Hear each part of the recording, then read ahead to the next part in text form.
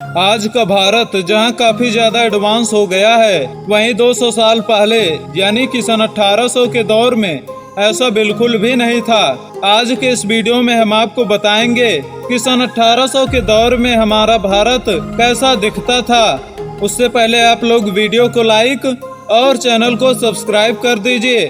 सन 1631 ये वो दौर था जब शाहजहां ताजमहल बनवा रहा था।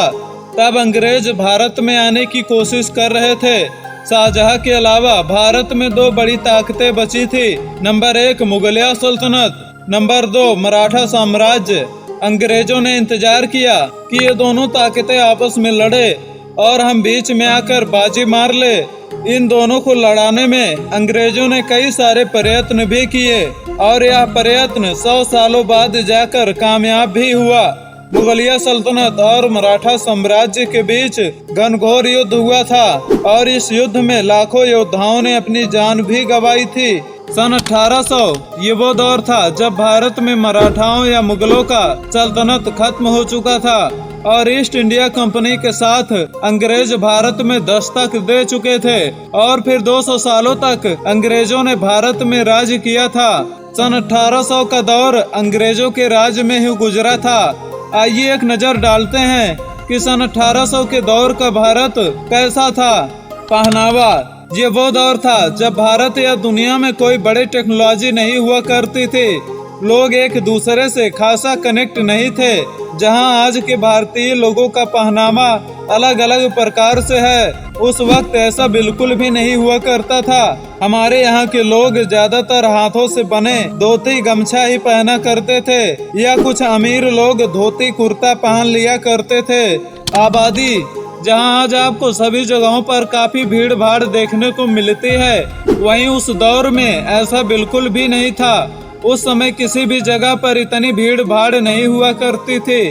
पूरे भारत में करीब 16 करोड़ ही लोग हुआ करते थे। यहाँ पर पूरे भारत से हमारा मतलब अखंड भारत, वह भारत जो पाकिस्तान से लेकर अफगानिस्तान, बर्मा और बांग्लादेश तक फैला था।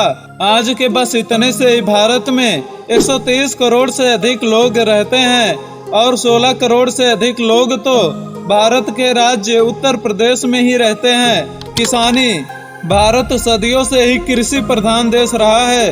उस समय भारत में कोई भी मशीनीकरण नहीं हुआ करता था। ज्यादातर लोग उस समय खेती किसानी ही किया करते थे। उस समय भारत में नील, काटन, अफीम, धान और गेहूं जैसे फसलों का उत्पादन हुआ करता था, जिसे अंग्रेज अच्छी कीमतों में ग्लोबल मार्केट में बेचते थे। एक किसान पूरे दिन खेती बाड़ी और पशुपालन करते थे और शाम को अपने अपने घरों में आकर रात में जल्दी जल्दी सो जाते थे और फिर सुबह उठकर अपने कामों में लग जाते थे। यही भारत के लोगों की दिनचर्या हुआ करती थी।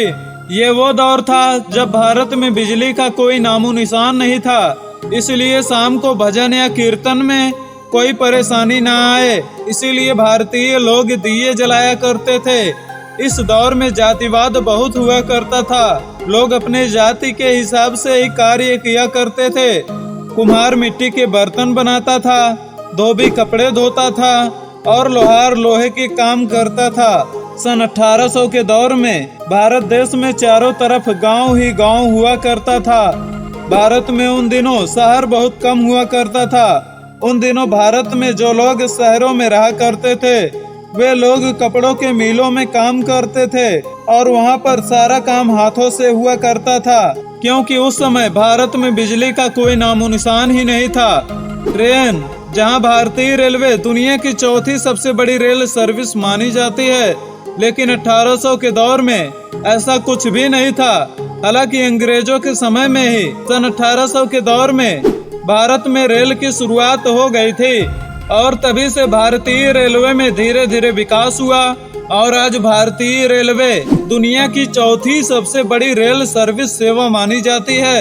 इनकम, अगर इनकम की बात करें तो उन दिनों भारत में राज कर रहे अंग्रेजों की मोटी कमाई हो जाया करती थी और वहीं भारतीयों को मुश्किल से 2 वक्त की रोटी मिल पाती थी।